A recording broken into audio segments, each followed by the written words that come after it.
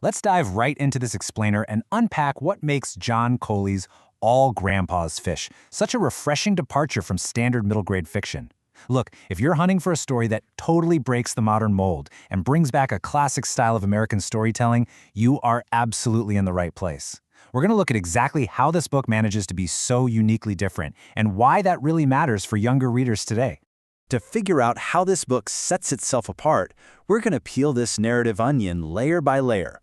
We'll be looking at 1. Not your average fishing story. 2. The unreliable narrator masterclass. 3. A crash course in folklore. 4. Blurring reality and tall tales. And 5. Why this book stands out. Let's get right into it. Section 1. Not your average fishing story. The whole thing starts out so simply, and it feels incredibly grounded. We meet a young girl named Mary. She's just making a delicious breakfast with her grandfather, Grandpa Tom, while her dad and uncle are out on this exclusive special fishing trip. It's a quiet, totally relatable domestic scene. But right in the middle of cooking bacon and eggs, this simple framing narrative drops our central mystery. Mary asks the question that kicks off the entire adventure. Grandpa, why don't you ever go fishing? I mean, all grandpas fish, right? It seems like such an innocent question, but it completely sets the stage for everything that follows. And right away, you see how this book completely flips the script. I mean, think about typical middle grade books right now. They're usually super heavy on modern settings, intense school drama, or deep coming-of-age angst. But John Coley, he goes a totally different route.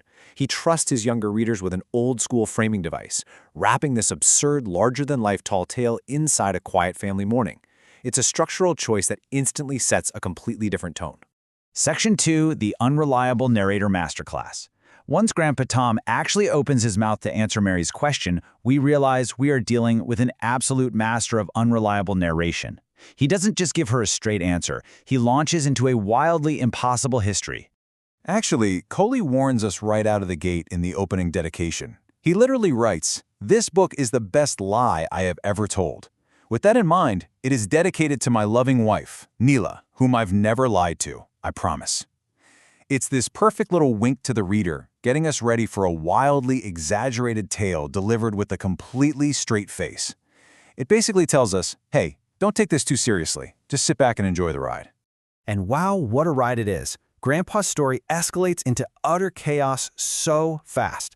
First, he's just fishing in his little wooden boat when out of nowhere he's swept up by a tornado, where, by the way, he casually bumps into a girl, a dog, and a flying house. Then, he hooks a catfish the size of an economy car. From there, the pacing is just relentless. He gets dragged through a briar patch, he's used as a literal slingshot missile through a pine forest, and he even ends up water skiing on an active set of train tracks. It is pure, high-octane absurdity. But here is the real kicker, the deadpan humor of the punchline. After recounting this near-death, continent-spanning thrill ride, Mary naturally assumes this terrifying ordeal is exactly why he quit fishing forever.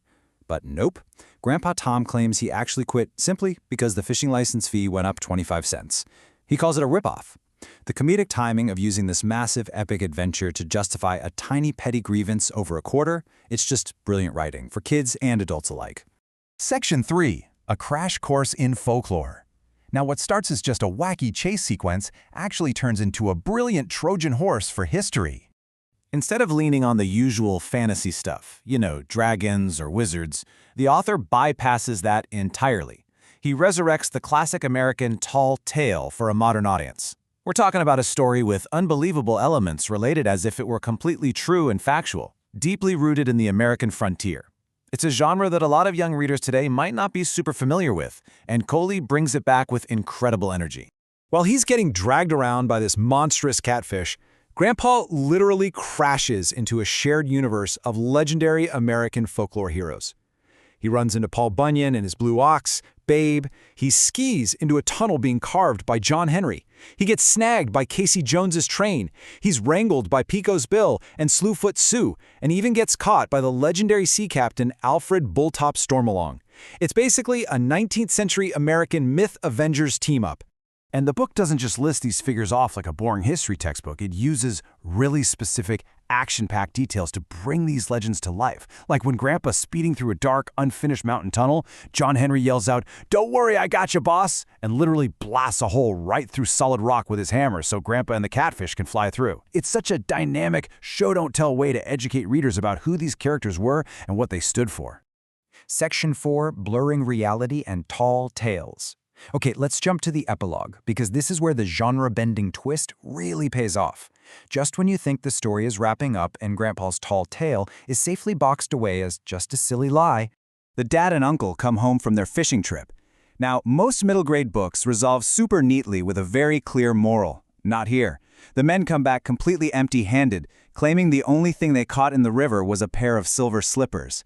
And then, a hot air balloon arrives with a girl and a little Cairn terrier. The girl grabs her slippers, puts them on, and is swept away by a sudden wind, right over a rainbow. The dad and uncle actually intersect with Dorothy from The Wizard of Oz, experiencing the magical realism for themselves. Section 5. Why this book stands out. To wrap up our explainer, let's talk about why this exact structure makes the book so incredibly effective for younger readers, and why it's such a standout piece of fiction. By nesting these distinct layers together, almost like a Russian doll, the author builds something super compelling. On the surface, that breakfast framing grounds the story in warm, relatable family dynamics.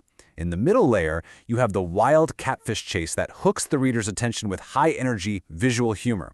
And at its absolute core, the folklore mashup sneakily educates the reader on American mythology without them ever feeling like they're sitting in a classroom. It's honestly an incredibly smart design.